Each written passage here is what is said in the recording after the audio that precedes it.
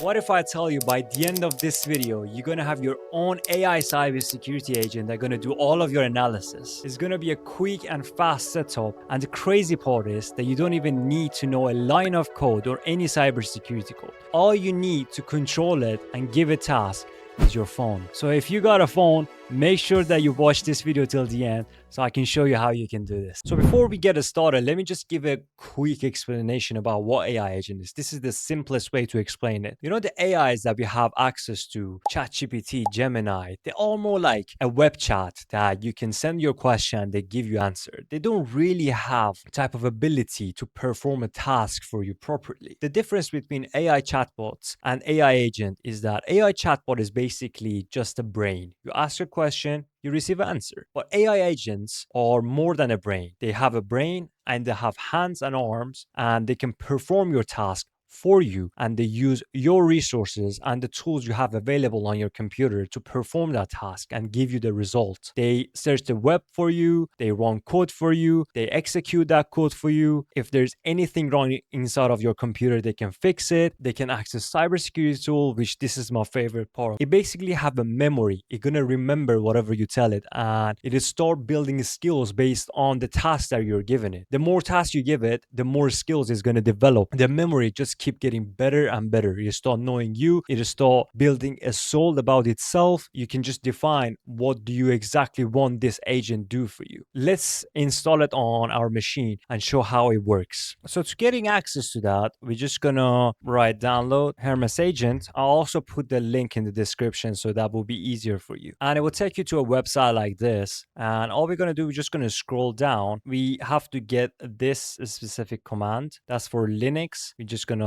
copy that, and also you can get for Windows as well if you're running it on Windows. One thing that I need to tell you is that you don't need a virtual server to run it. You can literally run it on a virtual machine, or you can run it on a laptop that you don't use. So you don't need to pay for a virtual server. It's gonna be just a waste of time. You better spend that money on the AI modules and the subscriptions. And another thing that I need to tell you is that do not install it on your actual machine, because it's not a good idea. It basically gains access to everything on your machine, and if you're gonna mess something up, it's gonna mess your whole software up. So it's better that running on a virtual machine or on a Docker. I'm personally running on my virtual machine. I'm running on a Linux, and whenever I need it, I run it, then I can gain access to it whenever. So let's get this command now. So as I tell, for Mac and OS, you have to get this command, and for Windows, you're gonna get this command. Because I'm on a Linux, I'm gonna get this. I'm just gonna copy that,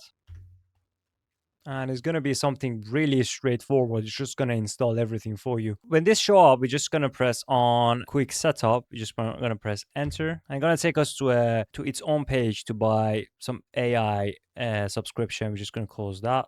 So if you got stuck in this, as I got stuck, you just press on Control C, and you're going to take it off that, because it's going to force you to buy a subscription. Don't do that. We're going to add the AI later. So because I'm running on this virtual machine, I'm going to use the option local. If you're planning to put it on a Docker, select the Docker version, or if it's on a server, we're going to use the SSH command. So because it's local, I'm going to press on that. So we can set up messaging as well. I'm going to press on that. The messaging is basically, it can be one of these platforms that shows here. It can be Telegram bot, Discord. So the usage of this is that you can use your phone to communicate with your AI agent. If I select Telegram, I'll basically have a chat on Telegram, which I can chat to it like a real coworker or a real person to do my task and my jobs. And I don't need to always run my PC and run a terminal or trying to run the web page to do the task. I can literally do it on my phone. Select Telegram. So that just took me out. I'm just gonna call Hermes now so I can continue set it up. All right, Hermes, that is the platform. Basically, you got all the cheat sheet for the commands as well. Asking me to set a provider. The provider is basically the AI that we want to use. So I just type Y, and we get loads of options to select from. Whichever AI that you have subscription, I recommend that you use that one. If you got a chat gpt, you can use OpenAI. If you got a Grok subscription, which is recently been added, you can use Grok. The good point about adding Grok is that it gain access to all of the tweets and X platform in general, so it can gather information from that. That will be a good usage of that. If you want to use the free versions of AI, you can use OpenRouter. It gives you loads of free AI models. Also, you can add Gemini, you can add NVIDIA, you can add a GitHub Copilot. But for this video, I basically have a ChatGPT subscription. Hey guys, this is Tyson from Future. One thing that I forget to say is that you don't need to have subscription for ChatGPT in order to add it to Hermes. If you have subscription, it's just gonna give you more credit and gonna hit your limit later. So I'm just gonna use my ChatGPT account and I would choose OpenAI Codex,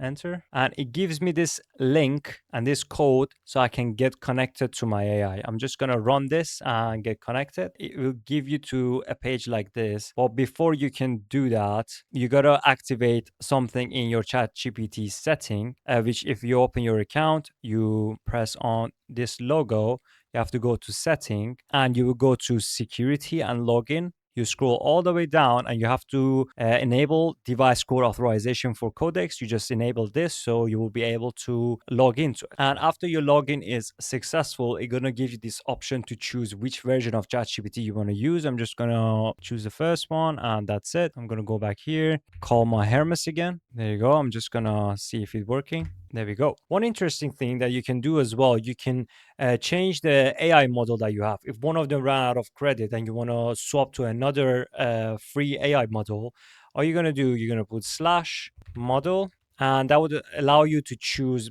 from one of these AIs that you have available. For adding more AI models, you just got to open a free terminal and you write Hermes model. And when you press that, it's going to bring back the same AI model options that we have. And you can just go through one of this. If you have a different subscription and you just want to swap it, you can go through that. And I'm just going to show you one of them. Let's all open router. And all you need to do, you need to get an API key. And that will give you also the ability to choose between the AI models available in Open Router. These are that have $sign in front of them. These are the paid versions. But for free version, there is two free version here. And you can also choose enter custom model name if you want to swap to a better free version one. Also, you can have a web platform as well, which if you find that more convenient. For that, we're gonna write Hermes dashboard and you start making a web UI for us. And when it's done, it's just gonna automatically open it for us. And you got the same abilities, the same chat as it was in the terminal, the same thing. Also, you get sessions, you get the models, you can swap the models here as well. You get your skill section as well that you can add skills to it. You can also automate task here as well. You give it task, you also give it condition, you give it permission, everything here, and it start doing everything automatically. So when I was setting up my Telegram bot, it got interrupted. I have to redo it again. For fixing that, I'm just gonna write Hermes gateway setup. If I press that, that would allow me to add my Telegram bot as well. I'm just gonna go select Telegram. It's going to tell me reconfigure Telegram, but because it got interrupted, it's having a misunderstanding. So I'm just going to press yes. I can use the automatic version. I have to scan a QR code, and also I can do it manual. I'm just going to do it manual. So what I need to do now, I need to create a Telegram bot through this bot fodder account. So I'm just going to open Telegram, and as already created, all you need to do, you just need to search that in your search bar in your Telegram. You need to search for bot fodder, and when it come up, you just have to choose this option /new bot, and after you do that, it's gonna ask you what do you want to call your bot. I just name it AI Bro, and after that I need to set up a username for that. Give it a username, whatever, this can be whatever, but you need to put underscore bot at the end. And after that, it's going to give me API key that I need to copy paste and put it here. So I'm just going to copy my API key and I would give it to Hermes. And then he asks for my user ID. This basically going to make it that no one else can access your Telegram bot and only your Telegram user account can gain access to it. So for that, we need to message this user info bot, copy that. And when you search it, it should be the top one. You press on that and you start the bot. And that would give you your Telegram user ID number. And you're just going to copy that. And then you give that to Hermes and you press Y. That should be done. It says configure next to it. You can configure all other these things as well. If I go back to Telegram and open my bot, as you can see, I just send a hi to it and it's start working now. So my agent is setting up and now I can give it a task through Telegram. Just gonna ask, who are you? I'm Hermes. Okay, it's calling itself Hermes now, but I really want him to get a character and start knowing himself and what he needs to actually do. So I'm just gonna start defining his character to it. For that, I'm just using ChatGPT to write me a prompt so it will be very accurate. And I'm just gonna copy paste it here. Also introduce myself as well so it knows that what he called me. So I'm gonna send it. And there we have it. Understood, Tyson. You call me AI bro, and I'll focus on practicing ethical cybersecurity guidance and start with the big picture, explain commands and raise clearly. So it literally now know who it is and who am I as well. So in the future, whenever I'm start talking to it, it's going to remember these things that I told him. So from now on, whatever task I gave it, it's going to gain a skill from that task and it's going to remember it in the future to perform it. So let's give the task, see how it works. I had a video that in that video we used Wireshark to investigate some suspicious packets. But the good thing about Hermes is that I don't even need to know anything about Wireshark and how to use it. I can just give the PCAP file to Hermes and it'll start doing all of the analysis for me. So think about it, how broad and how advanced this can be inside of cybersecurity. It can start analyzing everything. For example, we're just gonna give it a simple PCAP files and see what it actually captures from it. Let's do that, Let's find a PCAP file. I'm just gonna specify the path for one of the PCAP files that I have. So I have this PCAP files that it contains loads of spam emails. But think about, we don't know how to use Wireshark and we want to give Hermes this PCAP file so he investigate that for us. What I'm gonna do, I'm just gonna find the path for this PCAP file, and the path for that is this. So I'm gonna start writing for my agent. I'm gonna be like, hi, can you investigate the PCAP file in Home Kali desktop?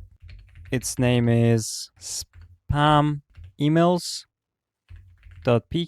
I want you to find everything sus about it and give me the IPs that performing this sus tasks. Like literally, I'm just talking like I'm talking to my friend. So I'm just gonna send it to it and it just start typing. Let's see how it does. So it just sent me a message. It's telling me, Tyson, I've confirmed the capture and the local packet analysis tools. I'm now extracting protocol statistics, endpoints, conversation data, and SMTP DNS artifacts. These are read-only operations and do not alert the PCAP file. Okay, so it's start investigating. You can see what it's actually doing as well. It is going to give you the task that it's doing. And there we have it. We got a result for that. So it's telling me that there is a high chance that this is an email spam. Okay, we already knew that. And it's telling me the primary IP address that is involved in this attack, which is this internal IP. And it's telling me that 113 emails was trying to send in 6.5 seconds. And they were all coming from Yahoo. That's literally right, because I already investigated this PCAP file. I'll scroll down to see what happened. It shows me the IP addresses that were targeted and how many times they were targeted as well. Wow, this is really detailed. Look at this. It tells me 50 of these emails was actually accepted by Yahoo, and there is a chance that they were actually been delivered. But it seems like the rest of them has got rejected. Oh my God, get better and better. You also gave me the email titles and what are they about.